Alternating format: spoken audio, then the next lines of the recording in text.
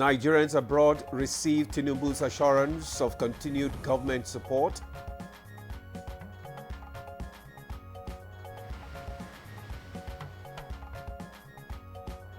VP Shettima urges transparent accountability privatization process nationwide.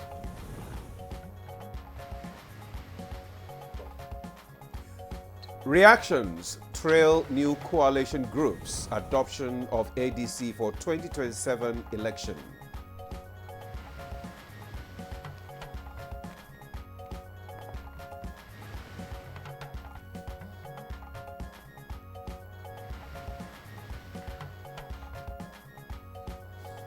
And on Good Morning Nigeria today, we shall discuss job creation in Tinubu'S administration.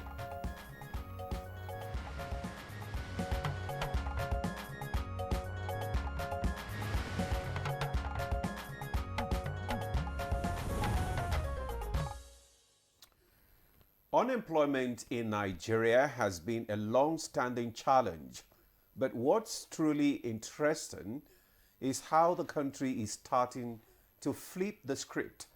Rather than just waiting for traditional jobs to appear, there is a growing movement powered by strategic government intervention programs that blend vocational training, entrepreneurship, and agriculture from the National Directorate of Employment, which has empowered thousands with hands-on skill, to newer efforts like NPower and the National Youth Investment Fund.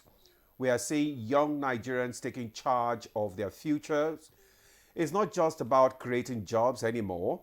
It's about transforming how we define work, turning artisans into business owners, farmers into exporters, and tech enthusiasts into startup founders. And well, what's more interesting is how these initiatives are beginning to work together as part of a bigger vision, one that aims to grow the economy from the grassroots up. Programs like the Anchor Borrowers Scheme, which connects farmers to markets, and Market Money, which supports everyday street traders, are proving that real impact happens when the informal sector is taken seriously. You're right, Jumai. Of course, it's not all smooth sailing. Nigeria still faces obstacles like funding gaps and policy bottlenecks.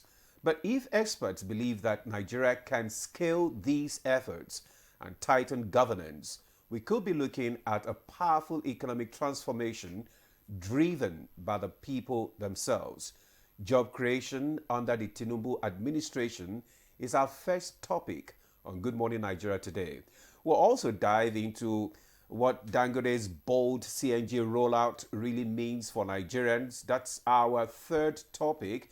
And also today, then we will take a look at agro-smart cities in Nigeria.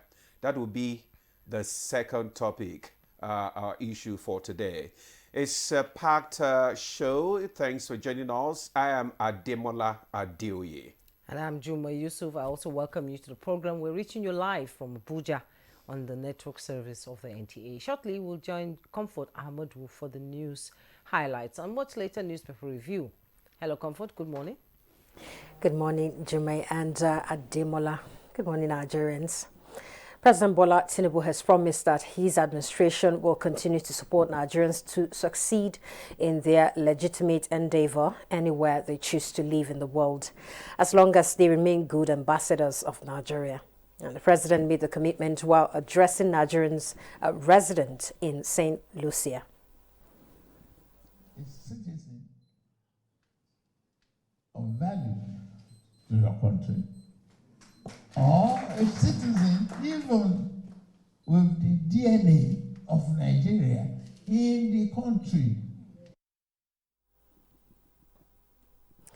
And Vice President Kashim Shettima is imploring members of the National Council on Privatization to conduct all transactions with the highest regard for public interests, stressing the need for transparency, accountability, and legal due diligence in Nigeria's privatization process. He gave the charge during the second NCP meeting for the year 2025 held at the presidential villa. It was reported that the Vice President said the Council had a legal and moral responsibility to protect the nation's economic future, stressing the need for rigorous oversight on the transactions to prevent future legal proceedings and financial losses for the country. President Bola Tinubu says a functional capacity or capital city is the foundation upon which a functioning nation is built, noting that the ongoing infrastructure development across the Federal Capital Territory is a testament to his administration's commitment to building an inclusive and thriving Nigeria. Represented by the Vice President, Kashim Shettima, the President stated this when he inaugurated the Collector Road CN8 at Suko Okonwe and other connecting roads in Ikibu district in Abuja. In other news, the 2023 ADC presidential candidate Dumebi Kachuku has condemned action of the coalition group to adopt ADC as a platform for the 2023 general elections. At a media briefing in Abuja, Kachuku describes the action as an attempt to hijack the party, and he criticized their ambition, stating that they are shopping around for a party for selfish ambition, which is not in the interest of the masses. Meanwhile, the National Working Committee of the People's Democratic Party says it will take action against those sabotaging the party. This was part of the resolutions reached at the end of the committee's meeting held at the PDP National Secretariat or headquarters. That's the news for now. Good Morning Nigeria continues with Ademola and Jume after this time out. Have you heard the news? The federal government of Nigeria, through its direct benefit transfer program, has started the disbursement of 75,000 naira per household in 3 installments of 25,000, 25,000, 25,000 naira. Each recipient must have a validated national identification number, NIN, to receive the payment on behalf of their household members. To benefit, your household must be in the National Social Register of Poor and Vulnerable Households in Nigeria. The federal government's direct benefit transfer program is helping to reduce the effect of suffering while promoting financial and economic inclusion for the poor and vulnerable population in Nigeria. Afam Bogeneka, Ebim Nagara Dimawa Village, Abuja, Nazo Afeba. So Esom Nandi register na NSR government register with my NIN. So government wears them ATM card. Njiwe wete 25,000 naira 3 times. And ega haya mketa barumulu na dem. Eji megoro makamihe. Jikweru mehendozo. Thank you. This message is brought to you by the Federal Ministry of Information and National Orientation, Federal Ministry of Humanitarian Affairs and Poverty Reduction, in collaboration with the National Social Investment Programs Agency, National Social Safety Net's Coordinating Office, and the National Cash Transfer Office.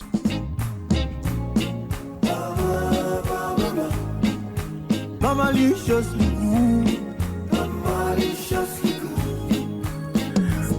Nothing tell you any day that everything tastes better. It's Bama, maliciously good, maliciously good. A new edition of TV Guide is out, featuring an impeccable personality with purposeful leadership. Abba Abubakar Aliu, MD, CEO of Rural Electrification Agency, takes us through the gamut of activities and mandates of Rural Electrification Agency, as well as its achievements and dreams. I really want to see that I leave a lasting legacy that can be spoken of in a very long period of time. Welcome to a world of fun and excitement as we also present an assemblage of professionals in the media space. Some compelling NTA programs, current trends in the fashion world, ICT, sports, entertainment, and lots more. Meet Professor Charles Anosike, the Director General and Chief Executive Officer of the Nigerian Meteorological Agency, as he shares his vision in repositioning NIMET as a key player in Nigeria's climate strategy. Get a copy at the vendor near you or any NTA station nationwide. TV Guide, your indispensable companion. Our major currency unit is the Naira, while the minor unit is the Kobo. They are both in notes and coins, The Naira is more than just a medium of exchange. It bears the images of our heroes. So, stop abusing the Naira. It is a criminal offense to spray the Naira at events. Stop stepping on the Naira. It's not your enemy. Do not squeeze, ruffle, or write on the Naira. Handling the Naira with dirty or oily hands can deface the Naira. Love the Naira as you love yourself. Be a real Nigerian. Do not abuse the Naira.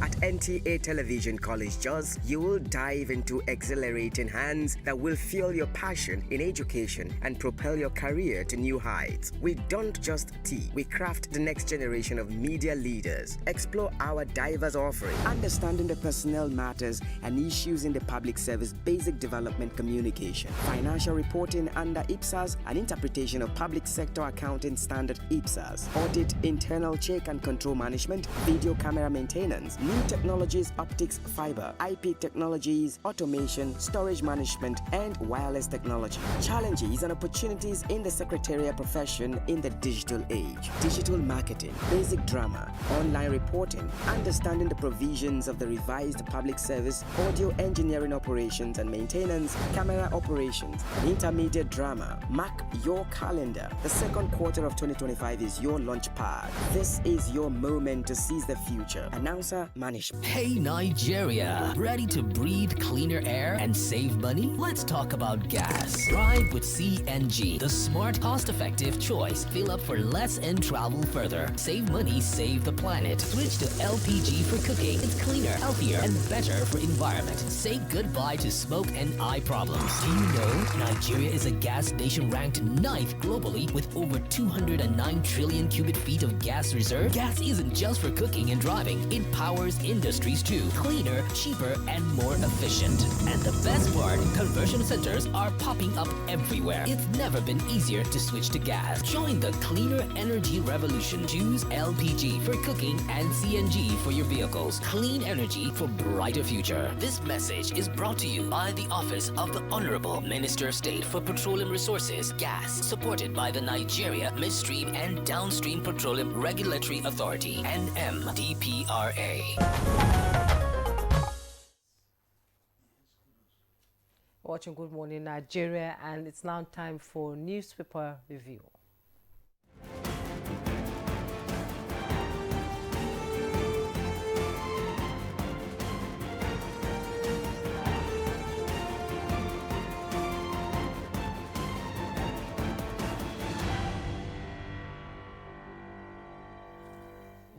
Our newspaper reviewer, Chukwudi Okuli-Igbada, is here. Chooks, good morning to you. Bright and early. Bright and early, Chooks. Somehow cold, but I prefer to be in blankets than to win the day.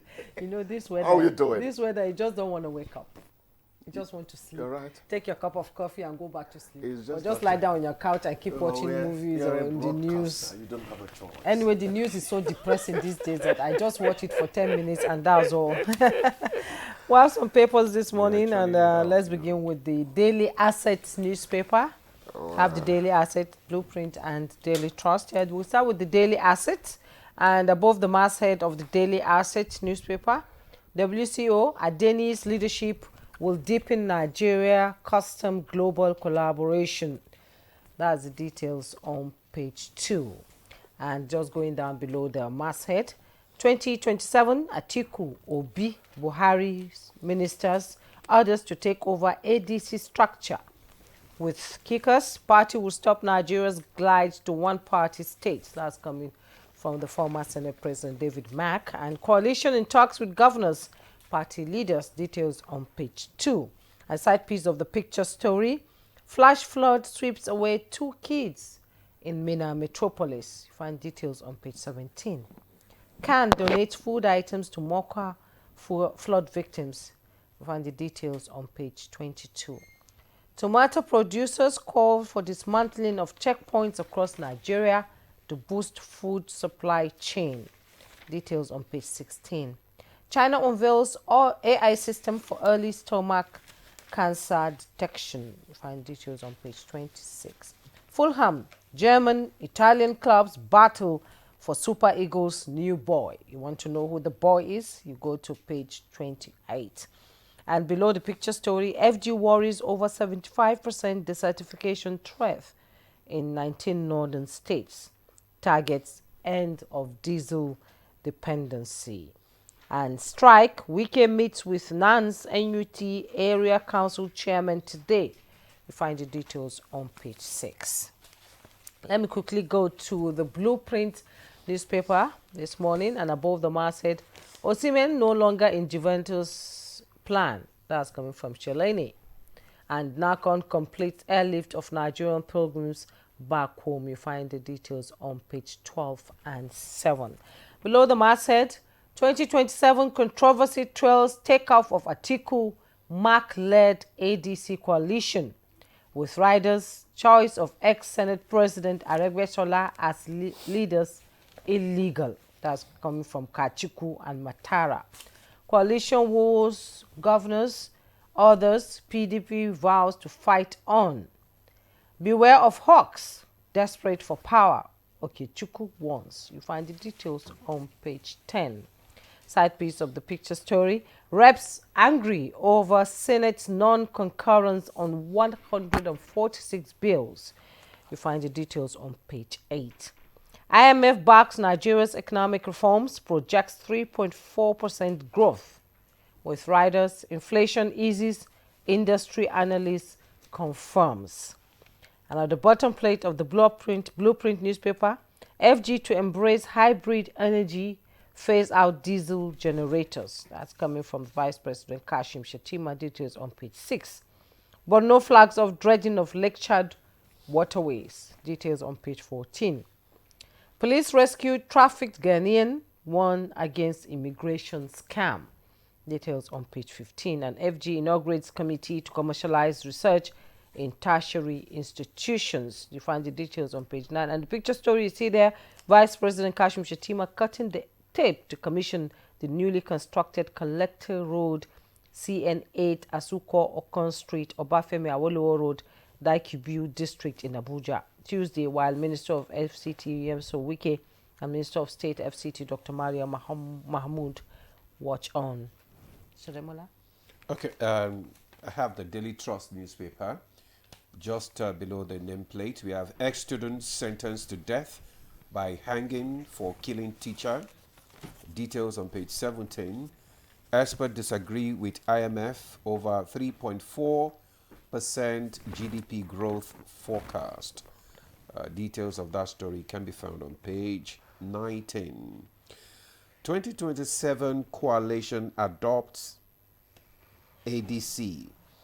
PDP threatens to sanction members promoting group.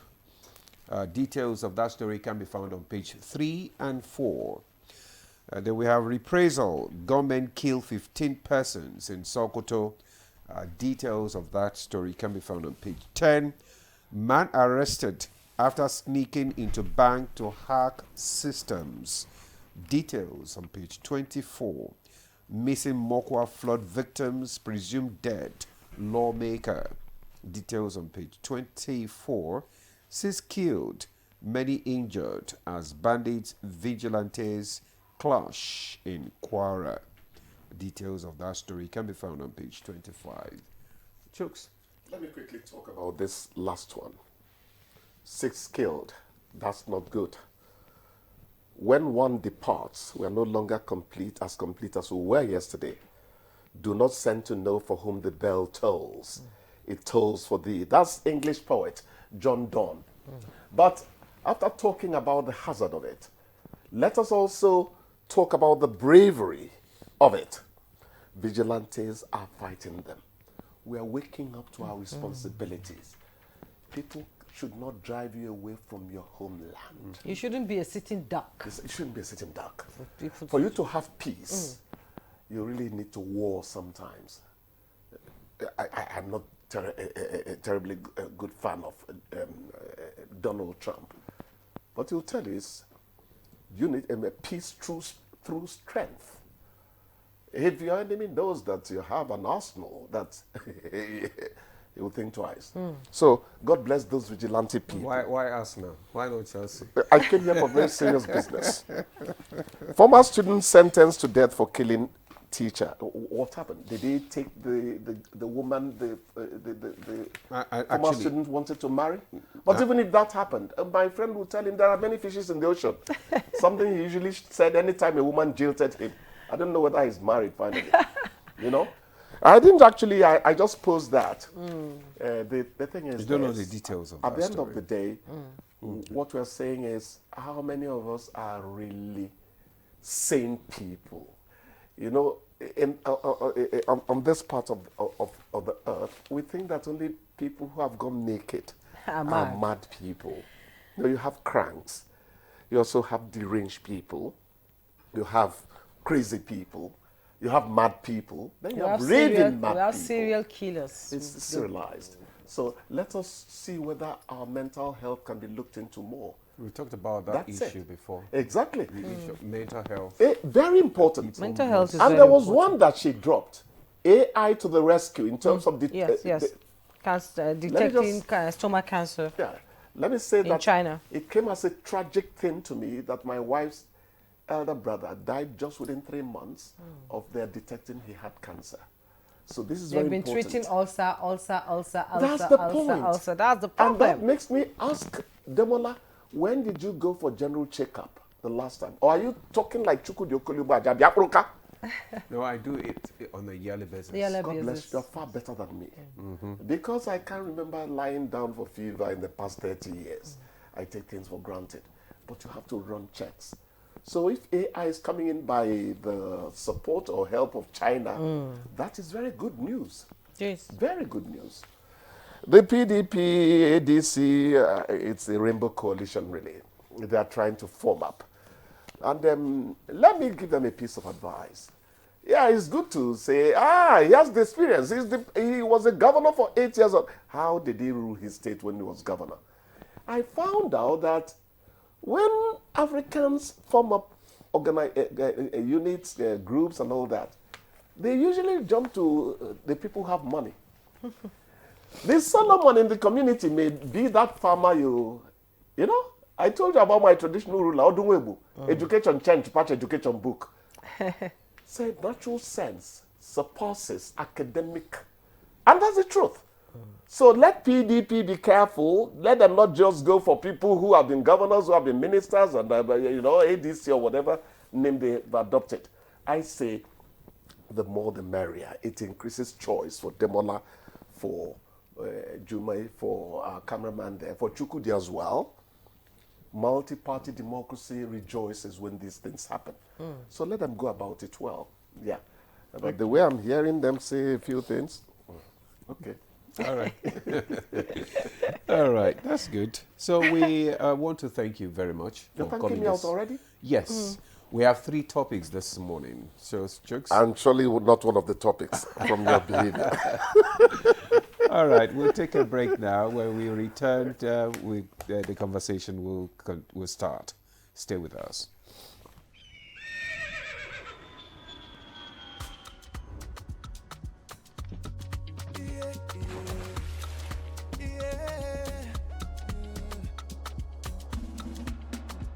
From the Atlantic across the savannah to the Sahara, we rise, a land of the free, we know they tire. We dream great, our spirit is undying. Resilient, rooted like palm tree, we sway in colors, with undying demand. We make solutions, we ignite passion, yeah. Diversity is unique, we are more than just a nation. We are Nigeria, strengthening unity, we know they carry lives. We are Nigeria, together live the dream of a land with great destiny. We are Nigeria. I am the real Nigerian. Brought to you by the National Orientation Agency, NOA.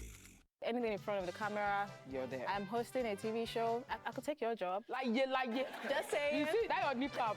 Outside, I will finish and you won't stand for you. By night, I do brand influencing. So if you need a face for your brand. Wait, which brand are you influencing in the night?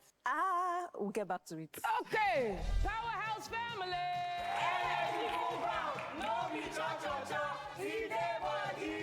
Just Friends Family.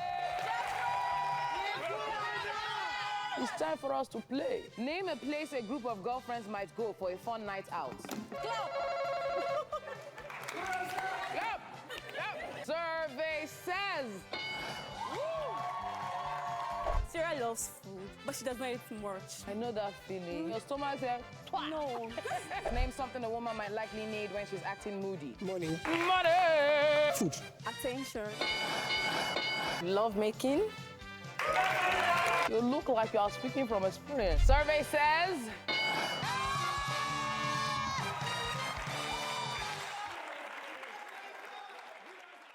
The Nigeria Coat of Arms is the official seal that represents the authority of the Federal Republic of Nigeria, hung on the wall behind the seat of the principal officer of the government, supported by the portrait of the serving president of the Federal Republic of Nigeria. It has 7 features.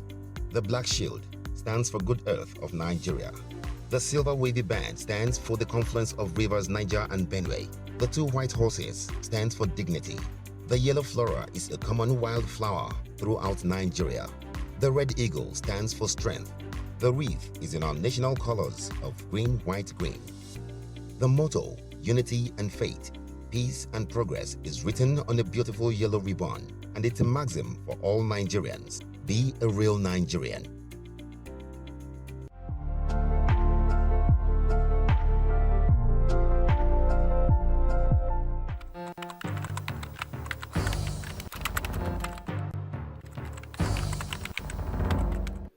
Pleased to announce encouraging news from the National Bureau of Statistics, which released the Consumer Price Index, the CPI, for April 2025 only yesterday. According to the report, the headline inflation rate for April stood at 23.71%, This represents a decrease of 0.52% from the 24.23% recorded in March 2025. Similarly, month-on-month inflation dropped by a notable 2.04% from 3.90% in March to 1.86% in April. This, of course, did not just happen by chance. The president is focused and is determined, and his determination and his interventions are clearly paying off. The benefits of reform, though gradual, are real and measurable.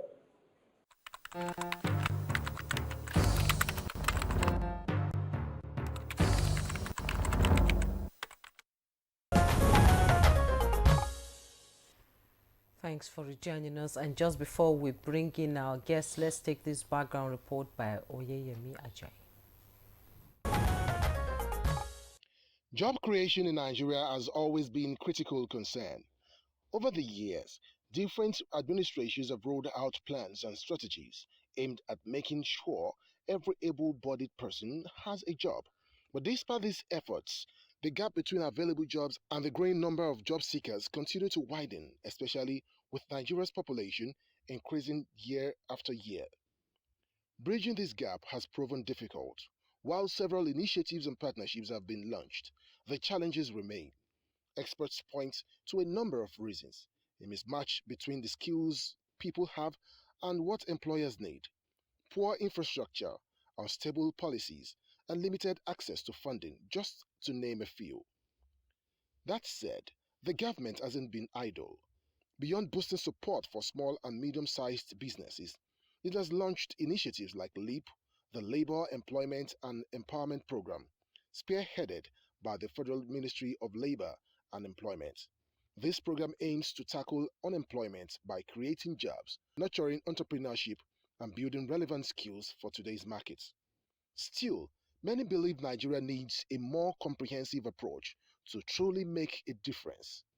That means not just fixing infrastructure and supporting SMEs, but also ensuring our education and training systems prepare people for the demands of today's economy.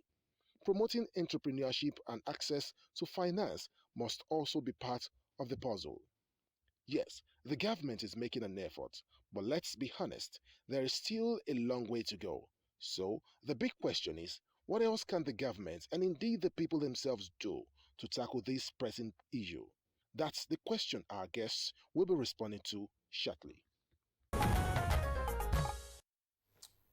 Well, thank you very much, Oyeyemi Ajayi, for that background report. What else can the government do to tackle this big challenge? That's a big question. And we have a guest already in the studio who is going to respond to some of these questions. So let me just begin by introducing Mr. Silas Ali Agara. He's the Director General, National Directorate of Employment, NDE.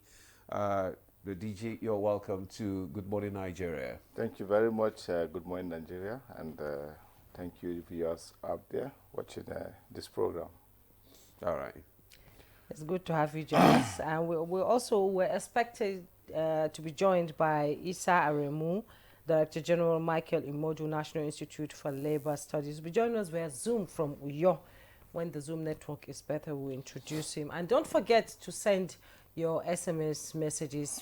We have 3 topics to discuss today. So let's have your SMS messages for job creation under the Tinubu administration before we move to other topics. All right, let's just kickstart our conversation with the Director General, National Directorate of Employment. For nearly 4 decades now, your organization has been, in charge, trying to get, the youth, engaged, properly, and a lot of programs, government programs, and transformative programs have been churned out to engage the youths. So let's just find out from you, how are these achievements being sustained across, various administration, and what in particular are you focusing on now? Yeah, thank you very much. Like you said, different administration have come out with different programs aimed at curbing the challenge, which is a global challenge. And like you know, marketable skills remains the major ingredient in addressing job creation globally. It's a global challenge, and only those with the relevant skills are engaged and are employable and can engage in any meaningful entrepreneurship development, not just in Nigeria, but globally. And like you said, various governments have come out with different initiatives aimed at addressing this challenge. And it is only, and this initiative is geared towards building the capacity of the unemployed persons and in relevant marketable skills in the country. Today, the present government, the Renew Hope agenda, recognizes this as a major pillar in addressing the challenges of unemployment, and have come up with various programs in addressing these programs, this challenge. Different governments have come up with different approaches, and like you said, it's a holistic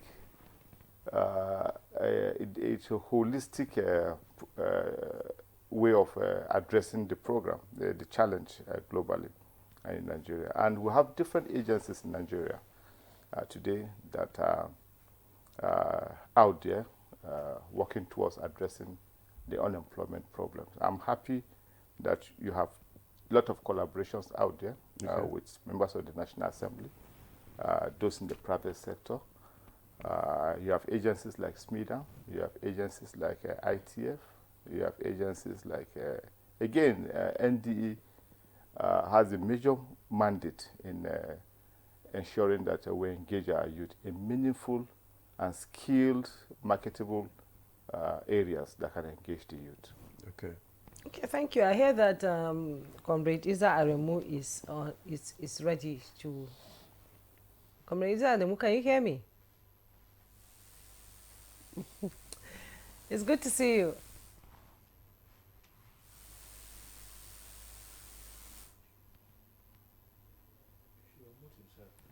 So we can hear him. Let's return to the studio when he's ready. DG, can you please explain to us some of the, give us specific data on how many jobs the NDE has facilitated or directly created in the last 1 year? In the last 1 year, yes. In the last 1 year when we came on board, we introduced the Renew Hope Job Creation Initiative. Okay. And that program was targeting at over 90,000 Nigerian youth out there, not just in engaging them in white-collar job, but providing the relevant marketable skills. And today when we talk about the relevant marketable skills, we're looking at digital skills more, because our youth are not interested in going to farm. And you won't blame them because of the method that we practice agriculture here in Nigeria. But it's beginning to change now to mechanized farming now. Yes. And so, but the shift, you can see the shift going towards digital skills rather than the agriculture or the value chain in the agricultural sector. And in the digital skills, we have been able to engage in the last program that we roll out. We've been able to engage over 40% of the participants that participated in the program. Not just NDE, you have other agencies that have introduced different programs. You have the National Digital Literacy Framework Program that was introduced by this present government. You have the 3MTT, the 3 Million Tech Talent, that again was introduced by this government, different agencies, not NDE. NDE is not a one-man show in terms of job creation. We have to reach out to other agencies to collaborate. And above all, you have, like we had in the program, you had the Minister of Labor, Minister of State Labor that came up with the LEAP, Labor, Employment and Empowerment Program. That was initiated and launched this year. For us in NDE, we have rolled out our first program. Okay. In the first program, we were able to target, we had over 30 different skills that we were able to impact on those that made themselves available. It's a different ball game when you roll out a program. It's a different ball game for those you are targeting to accept the program. And for those that have accepted the program, we're given the latitude to choose the skills they are interested in, because you can't force them to a particular skills. Some went for the agricultural value chain. Some were interested in the digital skills. Okay. Some were interested in the fashion and design. Okay. And some opt for other skills like solar power initiative, renewable initiative program. And at the end, we were able to at least give them some startup in terms of a loan facility, financial loan facility, that will enable them to engage in the imparted skills. Because for us, we feel we have been able to impact those skills on them, and you just don't send them to the market without the necessary startup in terms of loan facility that will enable them to start and practice the skills. And we have officers out there in all the states that their main job is in terms of M&E monitoring exercise to ensure that these Nigerians out there that we have been able to reach out to are practicing the relevant skills that have impacted on them. And hopefully, we should be rolling out the second phase of the program this month, July, before the end of July. We should be rolling out the second phase of the program. We're looking at the portal system to ensure that it's fish-free when it's eventually rolled out by the end of July. And we are reaching out to other relevant stakeholders, like the Development Bank of Nigeria, in terms of enhancing their capacity by way of loan disbursement. Okay. And I'm happy that our discussion with Development Bank of Nigeria have gotten to a very encouraging level, because they're not just looking at the present set of people that we are going to impact the relevant skills on. They are looking at those that we have been able to train in the past. How are they faring out there? And they want to reach out to them and to enhance and to upscale whatever we have given out to them. So that will again encourage them and encourage those that will be training this year. That look, there are people out there that are interested in what they are doing. And I'm happy with the packages that Development Bank of Nigeria have arranged to be able to reach out to these young Nigerians out there. That's the only way we can discourage this white-collar job that our youth are more interested in, because it's quite discouraging after impacting the relevant skills on them. They come back and tell, look, they want to work here, they want to work here, they want to move here.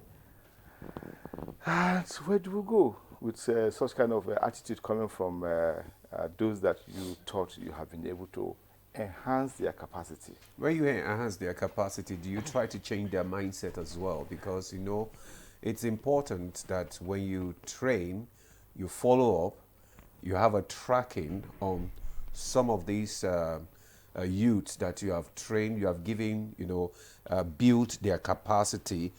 Do you have the tracking method for post-training, you know, successes of beneficiaries? That is to be able to monitor how they are performing in their different skills. Yes, we have what we call the job center station in all the states. And the function of the job center is, one, before we engage any youth in our program, we mentor them first. We try to change, reorientate their mindset, give them the idea of what is expected at the end of the program, what Nigerians expect from them. And the idea, the attitude of a white-collar job, we give them this kind of orientation. And even at the end of the program, before we finally disengage with them after the training, we try to look at the mentorship program that have been given out to them. How impactful is that mentorship to those people that we have been able to train? And like I said, the first 6 months will have the responsibility to monitor their progress. Okay. And to see what they are doing the first 6 months. Because that first 6 months, we call it the moratorium period. Okay. Whatever loan we have been able to make available to them is a one-digit loan, one-digit interest figure. Okay. And that means we ensure that they are doing very well, they are stable, the venture that they're engaging in, the entrepreneurship that have been impacted on them, is they are doing well. And we're Nigerians, where they're not measuring up, we have to extend that moratorium period for them so that they can't pick up very well. Okay. And where they need additional funding, we have the responsibility to ensure that we provide that additional funding for them, because it's not just enough when you give them. For instance, when you roll out a 10,000 naira, we don't give 10,000. I'm just saying, for instance. Just, yeah. Yeah, you give 10,000 naira loan to a beneficiary. Perhaps some factors might change. The inflation is out there, and the dynamics might change. Of course, we have the responsibility to upscale, to increase the financial packages that have been given to them, to ensure that, look, inflation is well addressed in terms of what we set to engage them in the relevant skills. Okay, quite interesting, you know, but, you know, all around the world, this generation of youths are on a fast lane, you know, they just want to get there, you know, on time and get the gains within a very short period of time. But I believe in their mental capacity to understand that it's a slow-paced thing. You get to where you want to get when you're steady on the road. Thank you so much, DG. Let's bring in Comrade Issa Aremu into this conversation. He's joining us via Zoom from Uyo. Comrade Issa, let's have your assessment, on how effective NDE has made on impacting the labor market and the young generation. They're all out there anxious to put their hands on something to be able to earn a living. So let's have your assessment on how the NDE has impacted that generation and the labor market. Well, thank you so much, Jumai and Demola. And to you, let me say good morning to my co-DG, the Director General of NDE, Silas Agara. And I think His Excellency, the DG of NDE, the former Deputy Governor also of Nasarawa, said it all. I think I want to commend him for promoting employability of the youth. There are many of our youths, they are for the papers, they are for the certificates, and the BSc, MA, PhD, they are for the qualification, but they lack the real qualification, which is JOB, jobs. And the reason why most of them do not really have the jobs, as Mr. Salas has pointed out, is not so much that they don't have the way to work, but they lack the skills, necessary skills. So I'm happy, and I was also a witness to the big launch of the Renew Hope job creation that he promoted early this year. So the only way to encourage youth employability is for them to have the skills, in different vocations, carpentry, textile, dye, graphy, and also. And I'm happy that it's promoting that, including on digital skills, so that because this is the way to go now. It's the era of innovations, but the only way we can be part of the global trend toward digital economies to have the skills. So I bear witness that ND is doing very good job at that level. Because the employment crisis is really real. The two honorable ministers of labor, Dr. Mohamed Megari Dinjadi, as well as the honorable minister of state for labor, Dr. Nkiru Dioja, they have been very vocal to complement the vision of President Bola Ahmed Tinubu on the areas of job creation. And early this April, the Honorable Minister of State for Labor launched the Labor Empowerment Employment Program, known as LEAP. And the vision is to create 2.5 million jobs in the next 2 years. And the only way to do so is to promote skills in different fields, that the youths are capable of employing themselves, not only employ other people. Extremely significant. So I want to give my brief opening remark to say that it's remarkable that ND is doing this at this level. But beyond that, I think we should also know that employment creation is also a function of the microeconomic environment. And it's the real jobs, sustainable jobs, will also come from manufacturing sector, especially the private sector. And I'm quite excited that the economic policies have been promoted by President Bola Ahmed Tinubu on ease of business and created an environment for a lot of jobs to be created. We now have Dangote refinery. We have moved from importation now. We are producing locally. You need to check the record. Almost about 30,000 direct and indirect jobs have been created in downstream petroleum sector in recent time.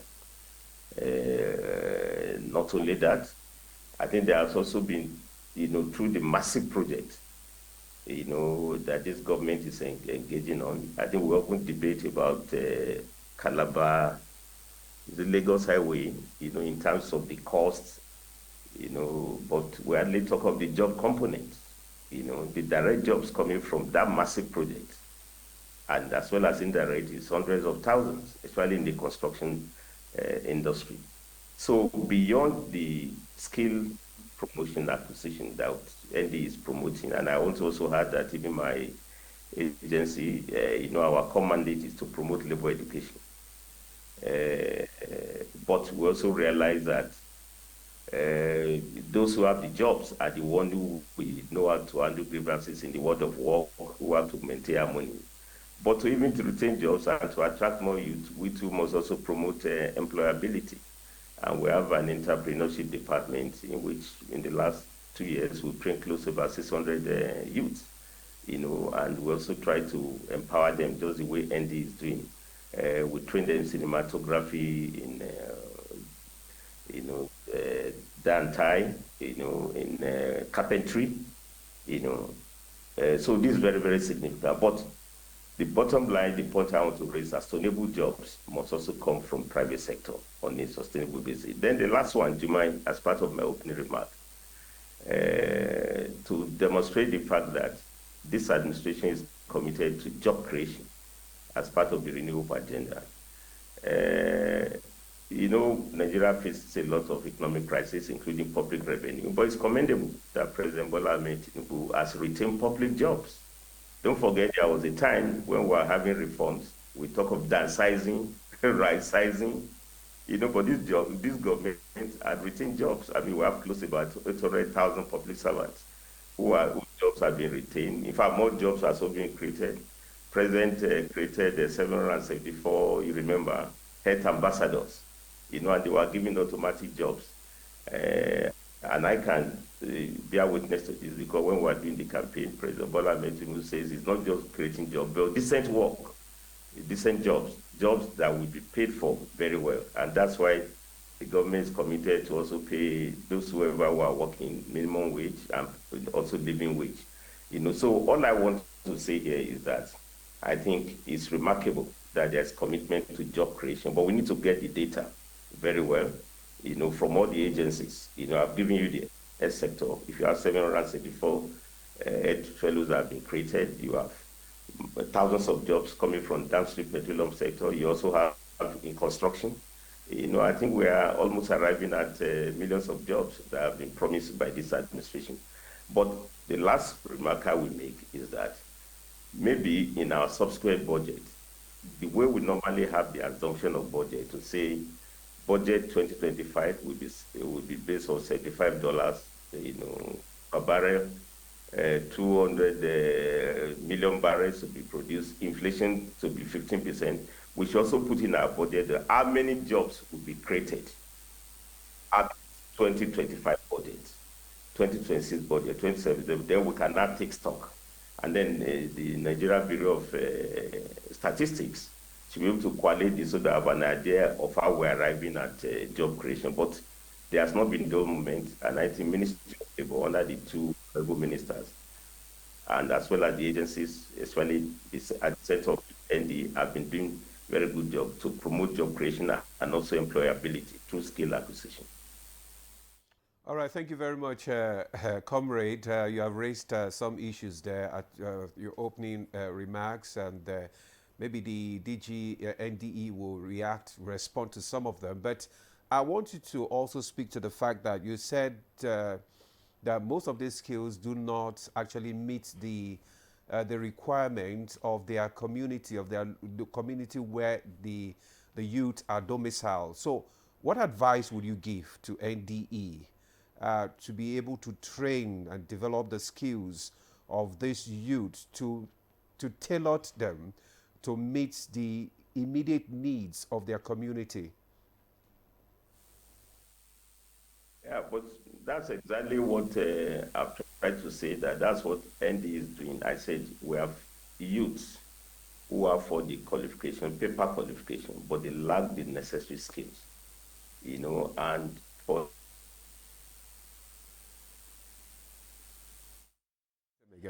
So, okay, maybe the DG will respond to that. Thank you very much. Looking at youth from different communities and how relevant would they be to their community at the end of any program. It is very necessary that before you engage in any program, there should be a need assessment. What is marketable in Nasarawa State might not be marketable in Kano State. What skills is relevant in Bayelsa State might not necessarily be relevant in Borno State. And so our job centers in those states carry out that need assessment. For instance, in the program we're about to roll out in this July, we've done a new need assessment compared to what we did last year, because things change. It's job creation, and what might be obtainable last year might not necessarily be obtainable this year. And so those need assessments have been carried out. Okay. And we have been able to narrow down to very specific skills in various states. But what is an overriding skill is digital. That is overriding. You go to Kano, you go to Sokoto, digital skill is relevant. There's something you can do about it. Rather, we just upscale it, because today we're talking about AI.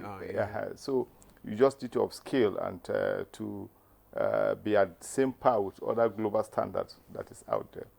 And so we've done that need assessment, and it should be, I don't want to unveil the 30 set skills that will be carrying out this year, because the final meeting to approve the skills, the relevant skills, will hold next week, Wednesday, with all the state coordinators coming to defend those relevant skills, given the states they are coming from.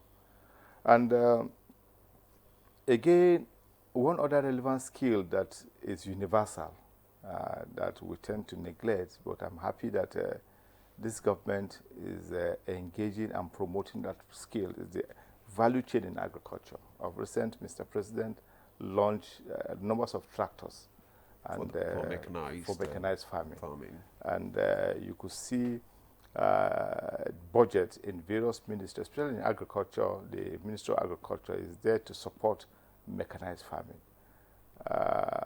We got talking with the DG budget some few months back, and at the end of the conversation, we both agreed that, look, we should promote agriculture too, upscale our promotion in agriculture. And that gave rise to our engagement with the 12 river basins. I watched your news last week, and it was carried out, it was aired by your station. We've been engaging the 12 river basins with the support of the DG budget. And you will agree with me that the 12 river basins, for instance, the lower Benue, headquarters in Makurdi, covers Benue, covers Nasarawa, covers part of Kogi, covers part of Taraba, and part of Plateau. And so they have arable land in those states. And so our target with the river basins is to ensure that we engage over 1,000 youths in all the states of the Federation through the river basins in mechanized farming and livestock production. And it's a tripartite arrangement, the NDE, the 12 river basins, and the National Seed Council of Nigeria. Now, the National Seed Council will provide improved seedlings in the relevant value, in the relevant area that want to engage the youth. Okay. And the river basins will provide the equipment, the farming equipment, the implements that will be used by the youths.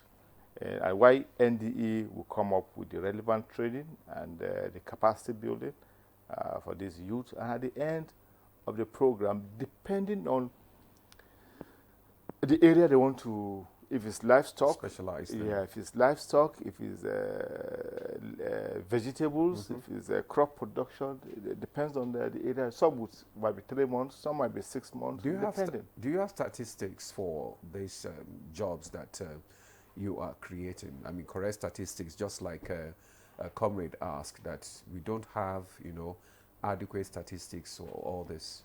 Yes, we have, for us in ND, we have the statistics which we make available to the Bureau of Statistics at intervals. They come in and we give them the relevant statistics. And likewise, the coordinating office under the special advisor, which will make available through the Ministry of Labor. Okay. And so we have relevant statistics of those that we have engaged, we have trained, we have built their capacity in the last 1 year when I came on board. And I believe that not just the last 1 year, since the creation of ND, statistics have been made available to the Bureau of Statistics. And most of the statistics you see coming from the Bureau of Statistics comes from relevant agencies like NDE, SMEDAM, ITF, and agencies that are out there promoting job creation. Okay. Okay, I think we have some comments from one. our viewers who want to ask you some questions. And let me begin with the first one. It says, Nigeria will not develop until 80% of the citizens focus on processing our abundant natural resources to create more jobs.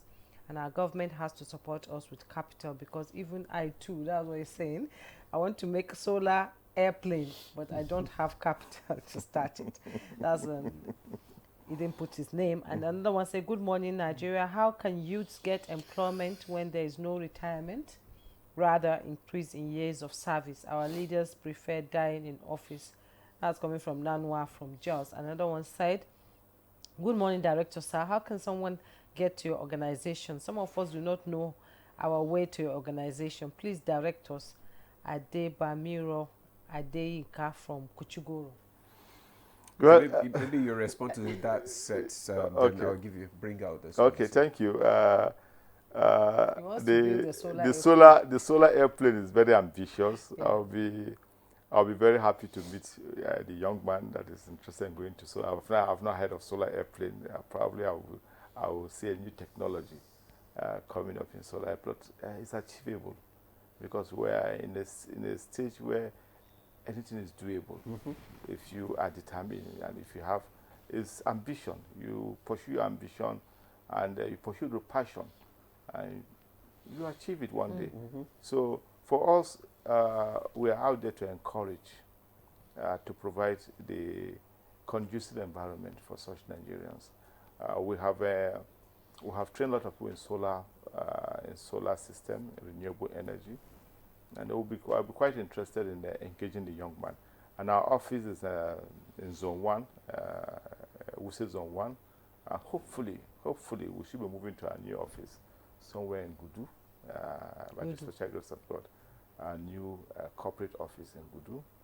Thanks to the present government, His Excellency President Bola Ahmed Tinubu, GCFR, that have made funds available and encourage ND to operate from a very conducive environment, because you can't give the young Nigerians hope where you're operating from is not too conducive. And as soon as they approach there, their morale gets dampened. Yes. And so I want to thank the present government for that encouragement. And I think that have addressed the first and the last question. Yes. And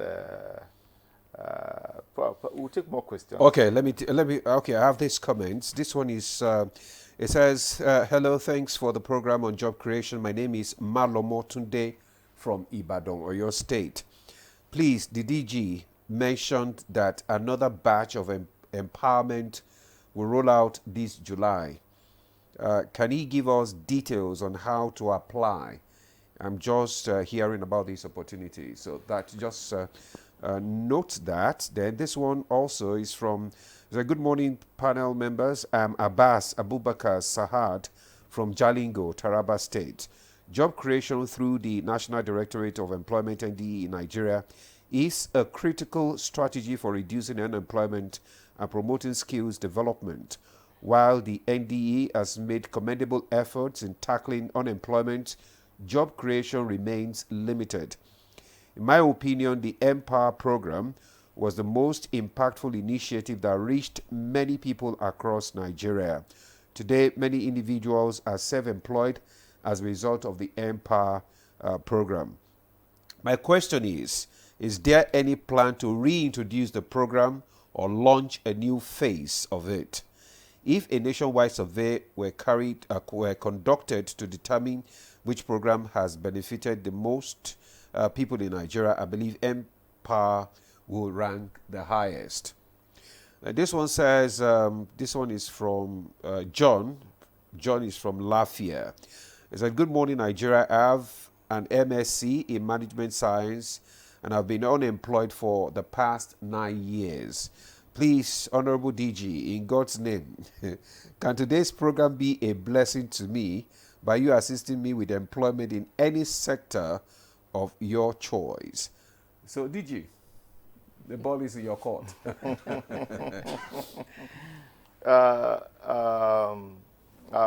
And addressing the first question, yes. Like I said earlier, hopefully before the end of the month, we should be rolling out with this second phase of the Renew Hope initiative. We are having a stakeholders engagement with all our state coordinators on 9th, that will be next week, Wednesday, to formally approve the program and get the portal out. We'll test run the portal this Friday, that will be tomorrow. We should be able to test run the portal and see, and hopefully by Monday we should be able to draw a line on how the portal, how effective the portal will be. We'll have a handshake with NIMSI already. NIMSI is there supporting us because you have a lot of Nigerians circulating themselves when it comes to job creation initiative. Today you train Mr. B. Tomorrow when you roll out a new program, Mr. B is still there. So what we have done last year when I came on board is to ensure that we cut down that menace of youth circulating themselves in various programs, because it has become a norm in some of the youth, because they see that as a way of getting these startup packs and diverting it to other. So what we have done is with the handshake we're having with NIMSI, once we get all your data in our system, you cannot reapply it again. And so those that have been engaged last year and were phased out this year certainly cannot reapply because we have a lot of Nigerians out there that are begging for this opportunity. You can see the young men that have graduated for over 9 years. And coming back to the young men that have graduated for over 9 years, like Mr. Aremu said, having the qualification, going to the university, any tertiary institution, is not enough, because you must have the relevant skill, marketable skill to be engaged. Without the marketable skill, you're not employable. I'm sorry to say that, because if you have the paper qualification, and in your studio today, there are a lot of young men with cameras and other engaging in other complementary services. Some of them read different, but today they have been able to acquire other marketable skills that have made them employable in NTA. And I want to encourage him that it's not just me giving him a paper, a white collar job, because that is not the mandate of the NDE. Yes. The mandate of NDE is to provide that marketable skills for Nigerians, to give them employment skills to young Nigerians out. So I will encourage him when the portal is out, to apply, to look at the relevant skills he wants to engage in. Is it digital? Is it in the value chain of agriculture? Is it in solar panel? Is it in renewable energy? Is it in renewable energy? Is it in fashion and design? For him to look at the relevant areas, the marketable skills that he's comfortable with. And we'll train him and empower him with the right capital to start a decent life. So what's the name of the portal you're going to launch now? Yeah, it's still. How can they access the portal? No, of course we'll come to NT and make and for Nigerians to know the portal, because for me I don't have details now until tomorrow when we test run the portal. And so it's because when you come out with a portal today now, you find some other smart Nigerians yes. Coming out with different, so we are being mindful about that. And we'll get the relevant and the right link through recognized media stations like NTA and other media stations out there. And they go get advert on papers and billboard. So we're educating Nigerians to let them know the relevant portal, the link to engage in. I was in Ibadan just over the weekend and addressing the young man from Ibadan. That I was in Ibadan over the weekend, and just yesterday, the rector, 2 days ago, that was on Tuesday, the rector of the Federal Polytechnic IAD and some of his management staff were in ND for us to sign an MOU with the Polytechnic in skills empowerment that will engage youth from those areas and students from the Polytechnic. We are making our skill center available to the Polytechnic to train youth and to train students of the institution. We just renew our working relationship with them for the next 2 years to make our skill centers available to students of the Polytechnic and those within the environs. And we'll be doing that with other institutions. That, because I was going to ask if you are being, your organization have been engaging other relevant stakeholders, like, private sector, civil society groups in job creation like this. Yes, for private sector, we are working on something. Probably I should let the cat out of the bag now because it's still work in progress. We're working with some of the private sectors have approached us and we're looking at the mode of operation. Hopefully, before the end of this year, we should be able to introduce EV vehicles for our youth. EV vehicles for our youth, for operations within Abuja metropolis. We're looking at Abuja as a startup for now. We'll train them in conjunction with those that we're working with in the private sector. Mind you, NDE is not we're not expected to make revenue from any of our projects. Our mandate is to train and not to make any capital from whatever skills that we're impacting on our young men out there. Now, the catch is because we've had a lot of young people out there one chance syndrome in Abuja, and you have a lot of people coming into Abuja for business and for other activities. And we want to engage our youth, train them in how to manage EV vehicles. And those from that sector will provide those EV vehicles in certain agreement with the young men out there to start operating within Abuja, to start the practice within Abuja. And they'll come up with their own technology, just like you have with the Uber system.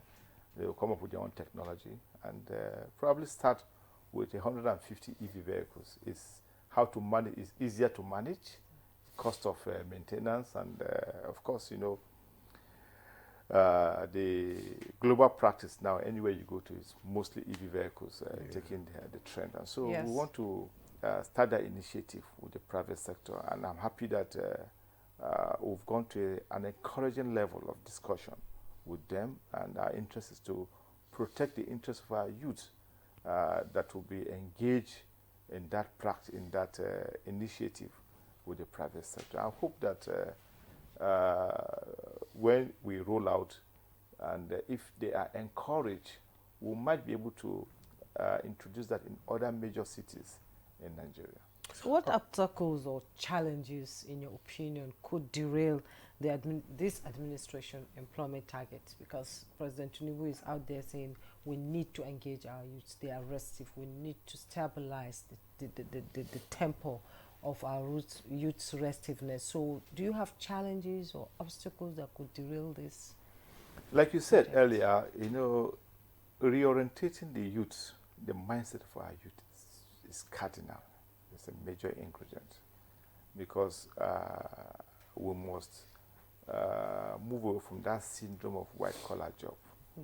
And for any young graduate today, after acquiring the relevant paper qualification, should start thinking of a marketable skill. Must all the applicants be graduates? Thank you very much. You see, again, that had to do with family orientation. Because you go to most homes, if your ward is not in the university or in the polytechnic, somehow there's a way the family look at it. And so that had to do with family reorientation. Because not all wards must go Actually, DJ, I don't think it's family oriented. I think it's the societal challenge. Thank you. Because when we place paper qualification above skills and all that, so I think it has to come from the government itself. They have to tweak it. They have to change it. That that orientation. That look, you must have the relevant skill. Because in other climes, when you go abroad in Europe, in America, you find out that those with, relevant skills, they even make more money. And they are more marketable than those with certificate from the university. You get a plumber who will tell you, I can't come to fix your problem now. I'll give you a time. And you give you a bill that, look, you that you have a paper certificate, your salary is not even up to that, and they pay.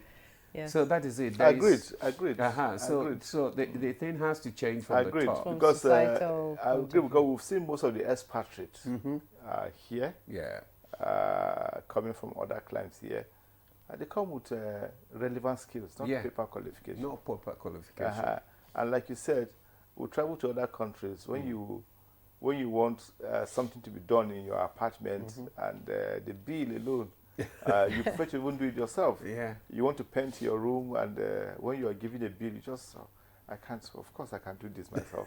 So you change your mind. So you change your mind, and you. So I quite agree with you because there have to be an attitudinal change out there.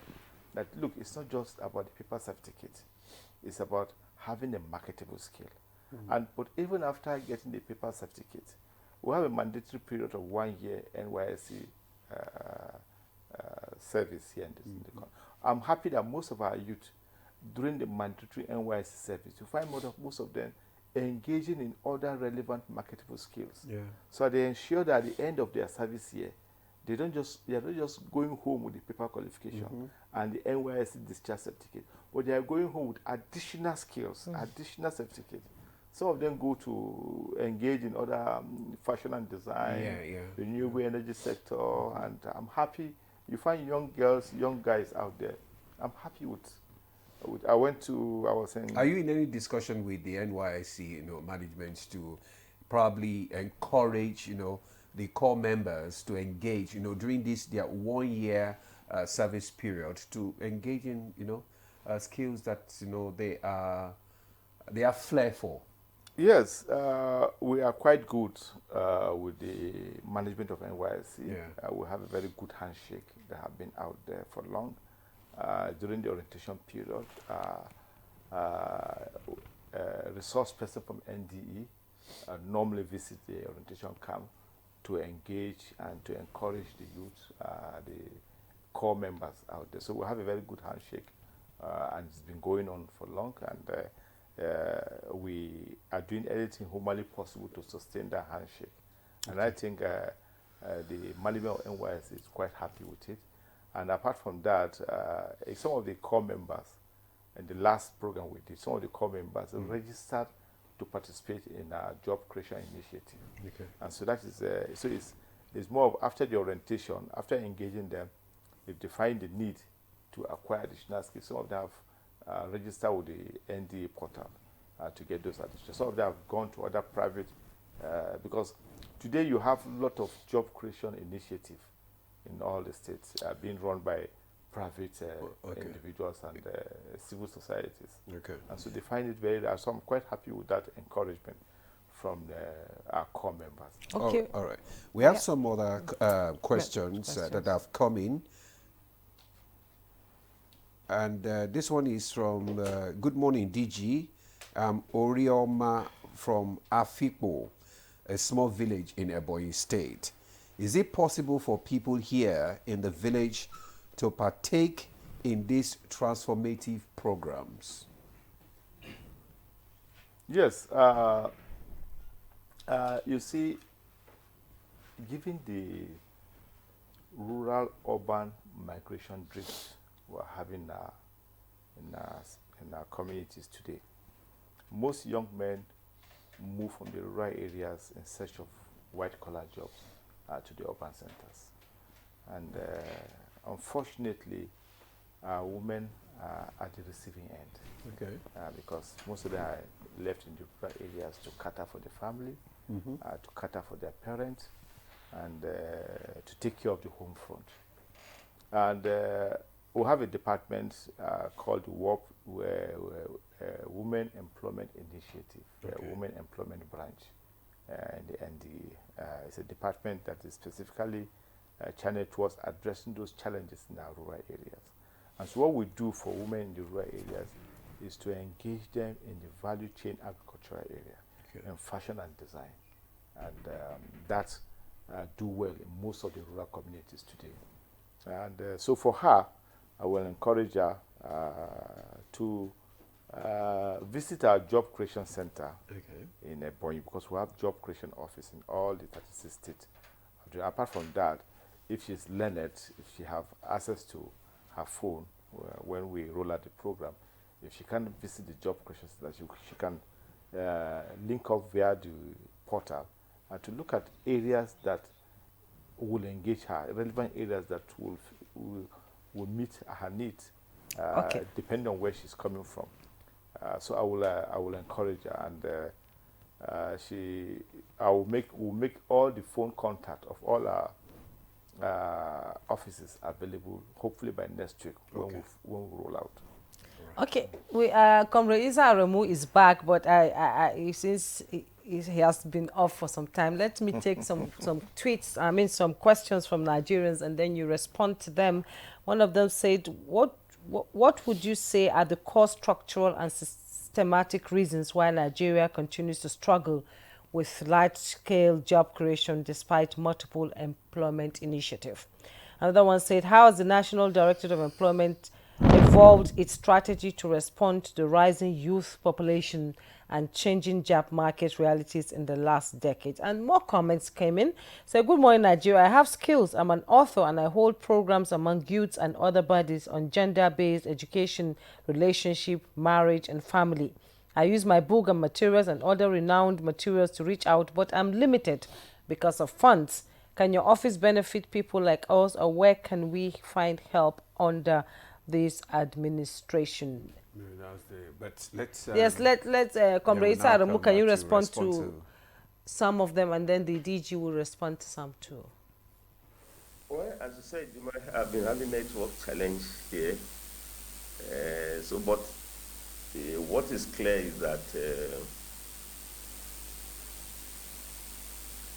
with the best of initiatives and the very good job that the directorate has been doing and other agencies in terms of job creation, I think we have to make sure that we also put all these initiatives, or we link them with the promotion of economic growth and development of the country.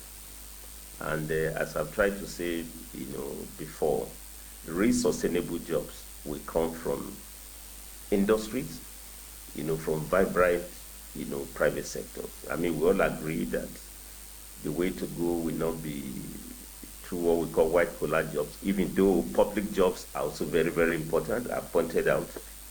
There are a lot of institutions that President Bola Ahmed Tinubu has just created in recent time. You have the Net Fund, which is the student loan fund. I'm very sure jobs are created there. You also have more funds being given to institutions like National Pension Commission. They are expanding in good number of rates. Jobs will be created. They have also mentioned the 774 health workers that have been created. But as good as these public jobs are, and we retain a lot of public servants, but sustainable job must come from industry. I mean, just look at opening of a big refinery like that, Dangote, creating about 30,000 direct and indirect jobs. So good jobs ND is doing, train youth to have the skills, but we must align these skills to the industry. I also know what we did in my institute. I've told you we trained about 500 youths in different skills, especially the one that is of interest to me. Don't forget, I came from textile. And when we train them in tie-and-dye, we have to try to link them to the new garment factories established by Kwara State government, because there people will not ask them whether they have the skills or they don't have at all. They should be able to. So I think we must make sure that the vision of the president is realized to bring back labor-intensive industries like textile, because that's where you have the spinners, the weavers, those who need necessary skills. And of course, the government is also creating millions of jobs in digital economy. But when they have these skills, they must also make sure they work in the factory, because that's where the large-scale jobs are being created. Self-employment, very good, but the critical mass that we need to employ, do you mind, they're in good number. I mean, we have close to 11.2 million youths, who have no jobs, I mean, that's almost the size of Togo and possibly Benin Republic. The last time you saw the NSAS protest, I mean, there were fuels, youth to be on this road for almost about 2-3 weeks because they're also idle. They are not doing good jobs. So the real sustainable jobs that will come must be in industry. And President Bola Ahmed Tinubu has been so committed to industrialization. Then, lastly, it's not just jobs. They have to be decent work. And the two ministers of labor, they are very loud on that. Both the Honorable Minister of State, Dr. Kiruka, as well as Alhaji Mahmoud Jindadi, that jobs must be well paid, must be secure, minimum pay, living wage. Otherwise, we also have people who are working who can be working poor. I mean, they are self-employed, yet they are poor because income cannot deliver them. So even as we are training these youths, there are certain enterprises, they are also linked to industry. We must make sure that they are well paid for, and the job must also be occupationally healthy and safe, so that you don't turn workplaces to where workers are dying because they are just they work under very terrible conditions. Again, this is where the Ministry of Labor comes into being to regulate that. But we need a consensus between the federal and the state and local government that the way to go is to get our youth creatively employed. President Bola Ahmed Tinubu has worked at his own agenda, and I think state must also implement to that level. Because in any case, industries are at the state level, they are at the local level. And the mass of youths are also there at the state level. So if there is a good synergy, as we have seen in Lagos, between Lagos government and Dangote, all the coastal states where construction is taking place now, many states are also bought into them. We must be deliberate and intentional that we get these youths from idleness off the street so that they are properly employed. So I commend the efforts of ND encouraging employability through skill acquisition. But as good as we train them, we must make sure those few ones who can self-employ, but majority will not get the job, must be able to have place in industries. And I think Nasarawa too, there's a lot of effort in solid mineral sector. I've seen a lot of that jobs can be created, but we need to train the youth who cannot be employed there, because it will be sad. All right, comrade, sorry, we have to interject you here because we need to take a break. When we come back, you will continue from where you stop. So we take a break now. The conversation will continue after the break. Stay with us.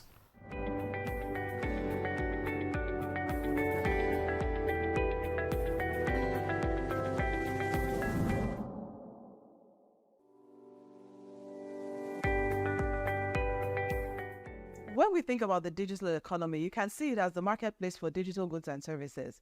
And increasingly, it's becoming a force to reckon with and an incredible contributor to economic growth, because we've seen the growth in technology and digital platforms. Technology has if it really permeated every aspect of life and business, the way we live, the way we work. And when we talk about the digital economy, we're really talking about leveraging technology and digital platforms in a powerful way to drive growth, to drive solutions to problems, to drive applications, and to provide services. The digital economy is something that has the potential to help Nigeria leapfrog a lot of its development challenges, right? Because think about what the mobile phone did for Nigeria years ago. That is the potential we have for digital, because it has a way of reducing the barriers to innovation. It has a way of being able to transform service delivery, whether it's government's delivery of services or whether it's services in the health system, where people can use digital to actually be able to see their patients better. But it takes a lot to realize that potential of digital. The first thing is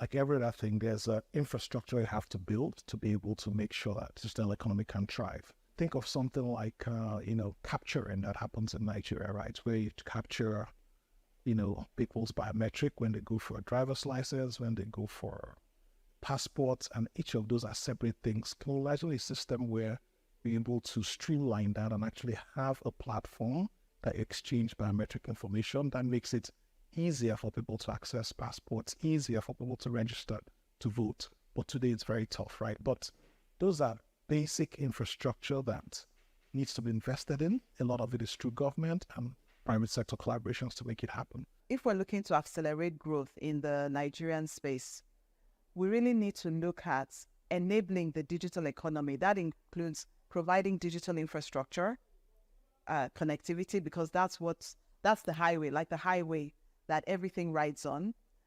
We need to think about digital capacity building in terms of the suppliers to the economy and also the consumers within the economy. So a robust digital literacy initiative. The good thing about technology is that, one, it helps you to transcend boundaries.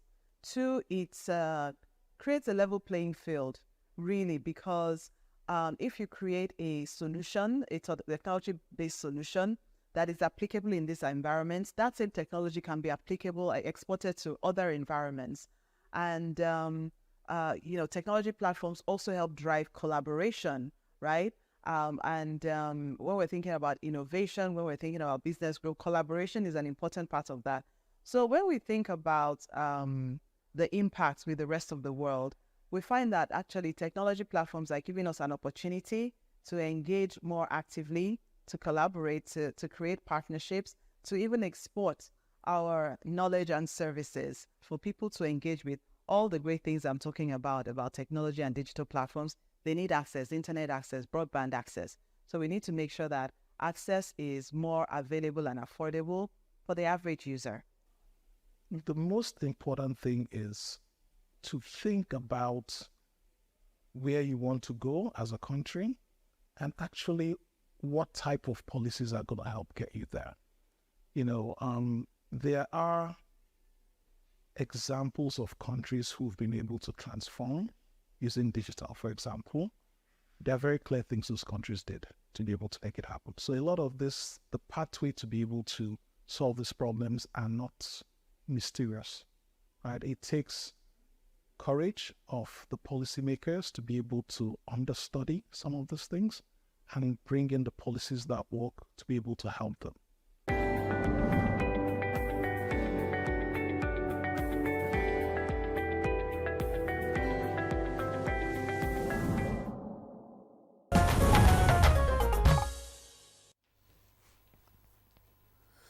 Yeah, you're welcome back. You're still on to Good Morning Nigeria on the network service of the NTA. We're talking about job creation, and we still have our guest, the DG of National Directorate of Employment, is here with us, and we have Comrade Isa Remu. Comrade was The actually... Zoom is not Oh, there. okay. The Zoom is not here. Okay, fine. You can ask. Yes, your we'll now come question. back to the studio. Okay, they say it's back. Comrade Aremu, can you hear us now? Is your Zoom good? Can we go on? I hope you are hearing me. Yes, we can hear you. We can hear you. You were responding to some questions by our viewers and on job creation in Nigeria. Now, how, in your opinion, how would you compare this administration's approach to job creation compared to other past administration? And where do you think this is taking us forward? How can we change the narrative of youth employment and encouraging them to ensure that they have something to do apart from just having a certificate? A query skill is also very important. According to, global is out there telling us that skill acquisition is much more better than qualification at times. Well, but the man is not one or the other. If you have the skills must be reflected in your certificate. So I don't want us to pitch certificate versus skills. I mean, whether you are a vocational student, once you graduate, you must give a paper. Whether you are a student, you must have. So certificates are important, but they must be rooted on skills, what youth can do together.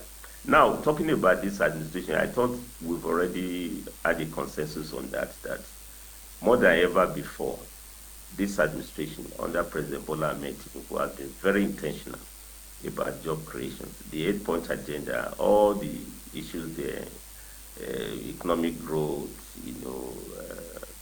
issue of security, agriculture, they all have job components, and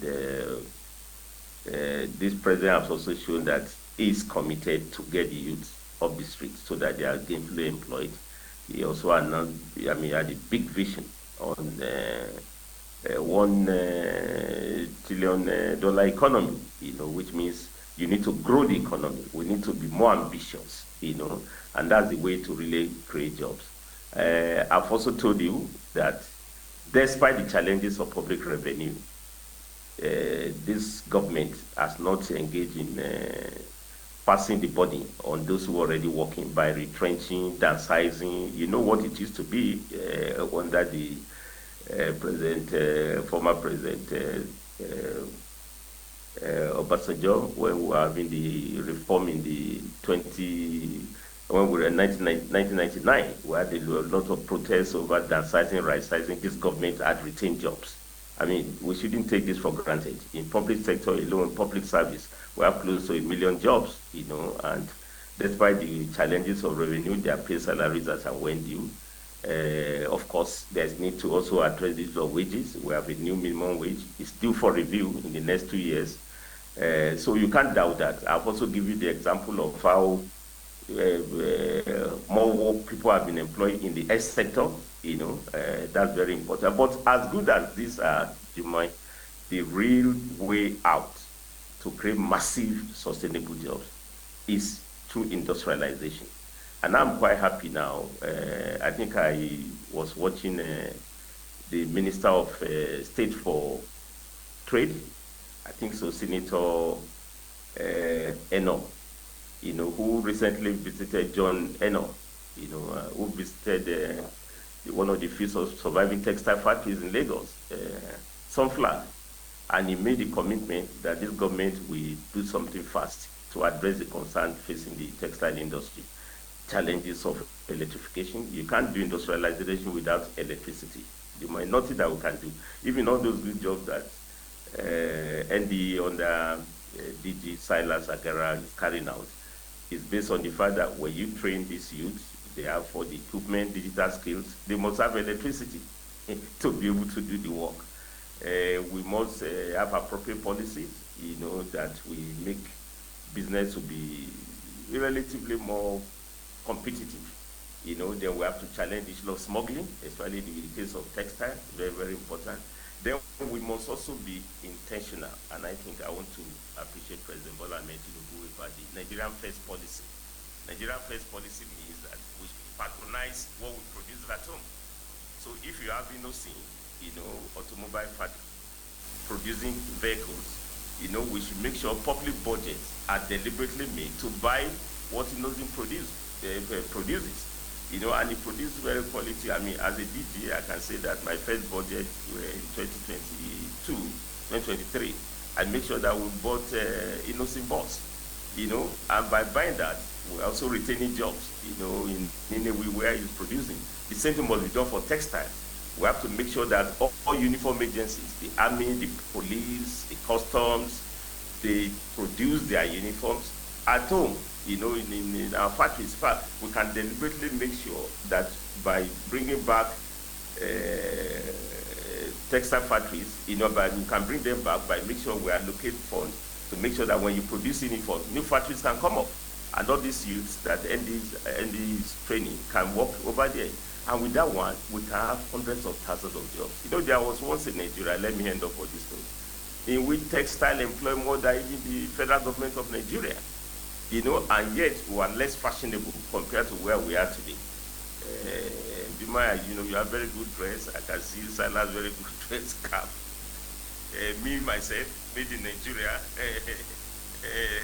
My dear friend, also made in Nigeria. But where are they produced? I mean, what I'm saying that these are Nigerian attire, but are they produced or they are produced in China? I think they should be produced in Nigeria. And with that one, honestly, we can get our use back. When we were in textile, I mean, Comrade Ramsey Shomule worked there, they used to call at our secretariat, what do you call it, the manufacturers.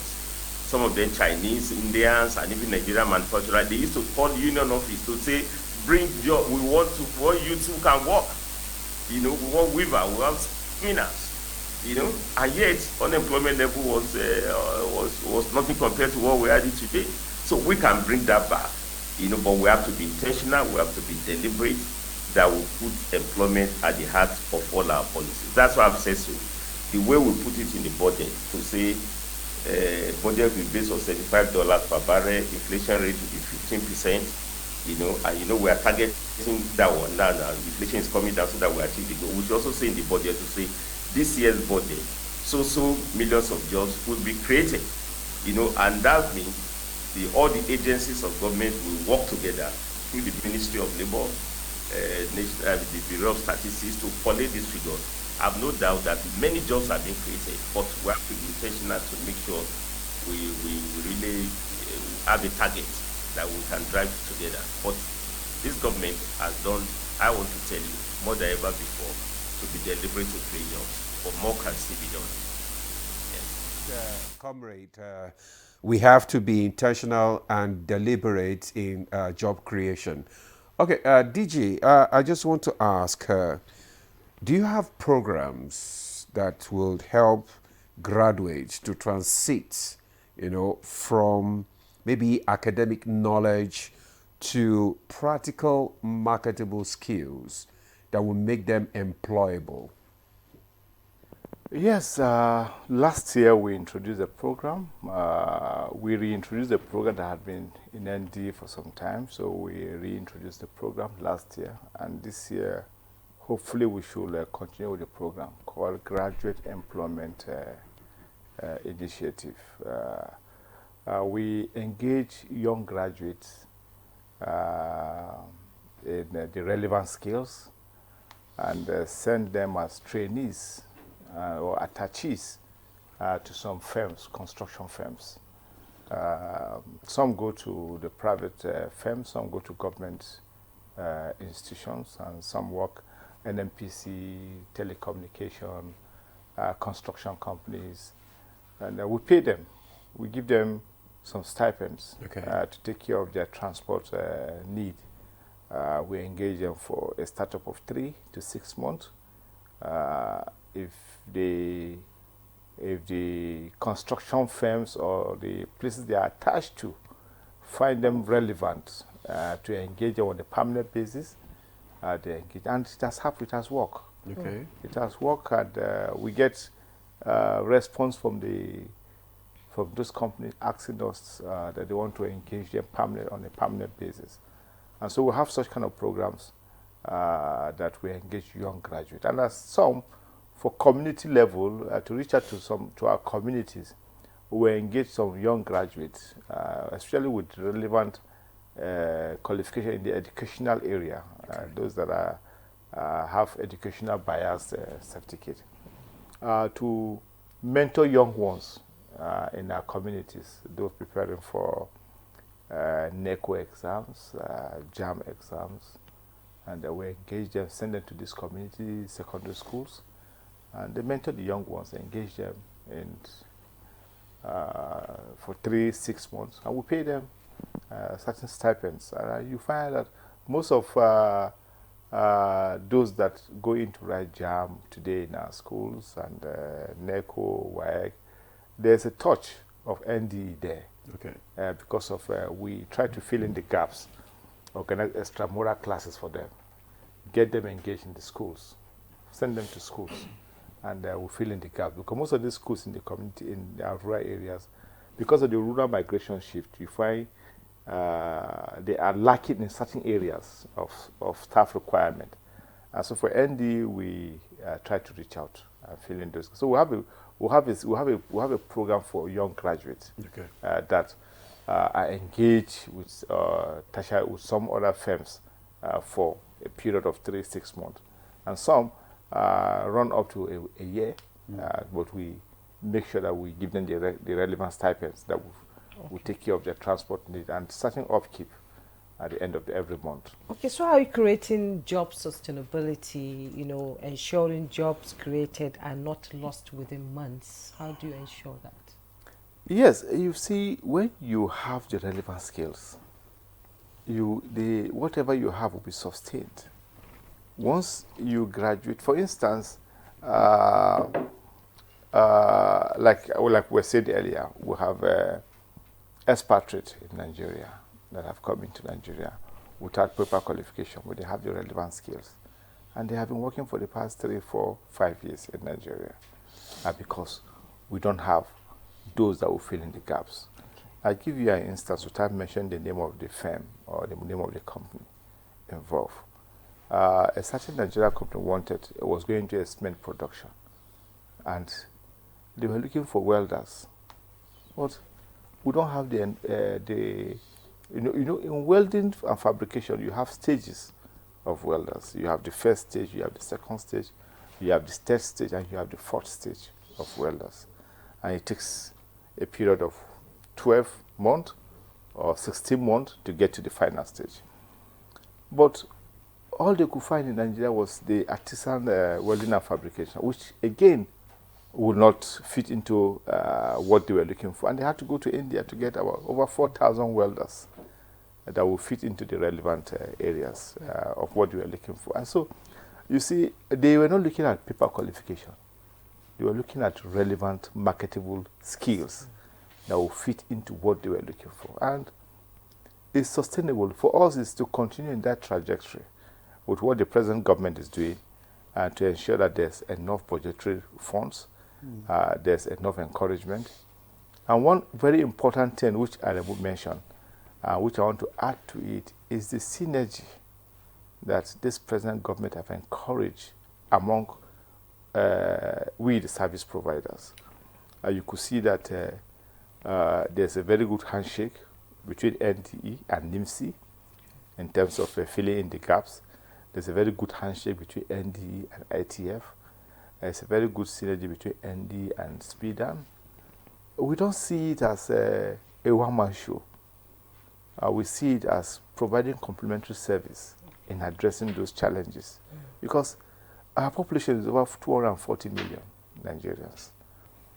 And the youth have a chunk of that 240 almost million. 70%. Thank you, almost 70% of the youth. And you look at the statistics of our graduates from the university.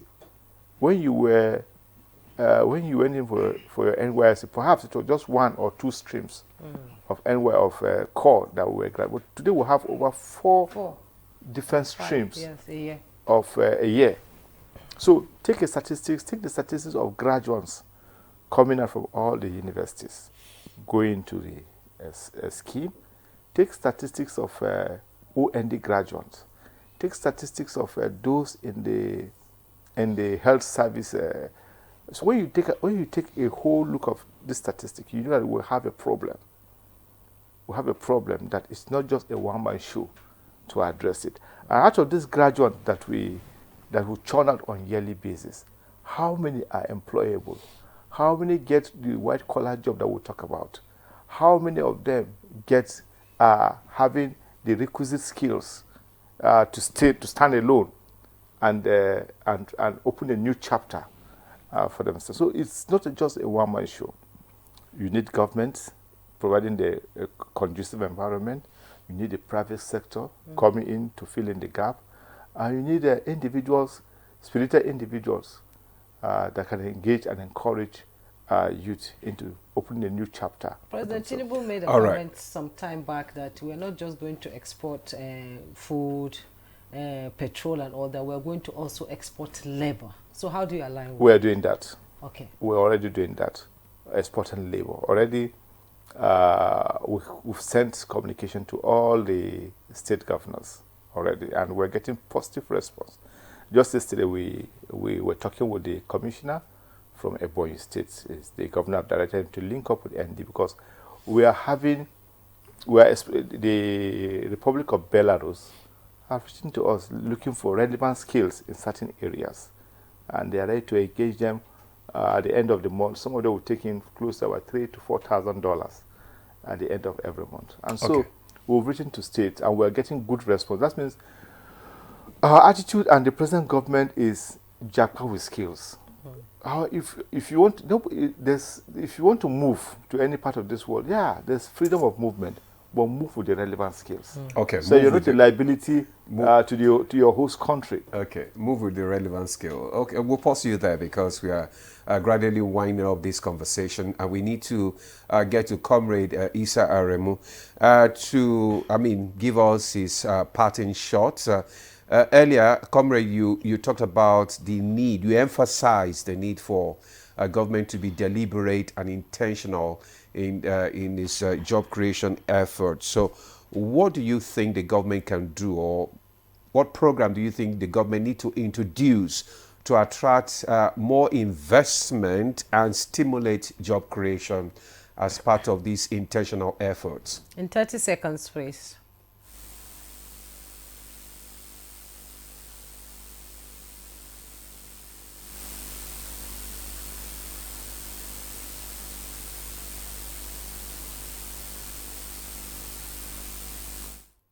Okay. Can you hear, Comrade? You can hear me now? Is that okay? Demola, so it's exactly what I'm saying, that I think this administration has been quite intentional to create jobs, because job creation is at the heart of the 8-point agenda. You have to name it so that we can tame it, unemployment crisis. Not only that, the Honorable Minister of State for Labour has launched the LEAP, Labour Empowerment and Employment Program to create 2.5 million jobs. That's intentionality. Highly commendable. ND is also intentional. You can a job skill acquisition program being launched. That's the way to go, exactly. I've also told the Minister of Trade, who has gone to the labor-intensive sector like textile, to make sure that it addresses the problems of how to bring back those factories. But the last note is what Salas have said. It requires partnership. It's not just one hand. Private, public sector have to do together, federal, state governments. The greatest challenge that we have in Nigeria today is job creation. The second one is job creation. The third one is job creation. And I think we should not even play politics with employment creation at all. We have to put it. All the parties must make sure that they should bring plan how to create jobs. So that we can get our youths to be creatively employed. And those who have jobs, they must also do the job. Those who have job must also do the job. Thank you very much, Comrade Isa Aremu, for that, your parting shots. And let's have your last shot on this program.